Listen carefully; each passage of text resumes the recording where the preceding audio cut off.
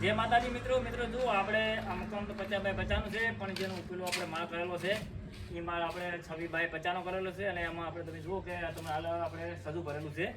એટલે બહારથી તમને એવું લાગશે કે આ મકાન આપણે ધાબાવાળું છે, પણ આ મકાન ધાબાવાળું નથી. આ મકાન આપણે પતરાવાળું છે ને મસ્ત એક એલિવેશન આવશે, જેવું નીચે હતું એવું એલિવેશન ઉપર પણ આપણે બનાવવાનું છે એંગલનું. તમે આવી આપણે અંદર બતાવી દો જુઓ.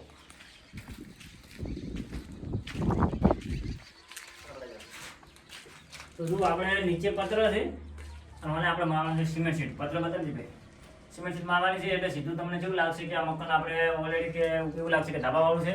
પણ તમે આવો બીજું આપણે તમને બીજું બતાવી દઈએ. બીજો રૂમ છે, આપણે આખો હોલ બનાવી દીધેલો છે. અમને ટોટલ આપણે 4 છે, તો અહીંયા પાછળ દરવાજો મૂકેલો છે તમે જુઓ. અને આ પાછળ ગેલેરી છે 3 ફૂટની. આપણે ગેલેરી છે, અહીં આવી જાવ આપણે બીજામાં ખબર પડી.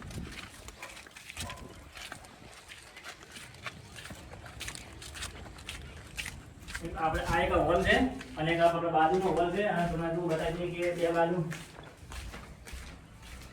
આપણે આ બે બાજુ બે સીડી ઉતારેલી છે. આમ ટોટલ આપણે 50x50 છે. અને બીજું કે તમે અમારી ચેનલમાં જોયા તો અમને સબસ્ક્રાઈબ કરી નાખજો, વિડીયો બનાવીને અમારે શેર કરજો. જેને મકાન બનાવવું એમને મારા વિડીયો શેર કરતા રહેજો, અને અમારી આઈડીને સબસ્ક્રાઈબ કરવાનું ભૂલતા નહીં આ ચેનલને. જય માતા.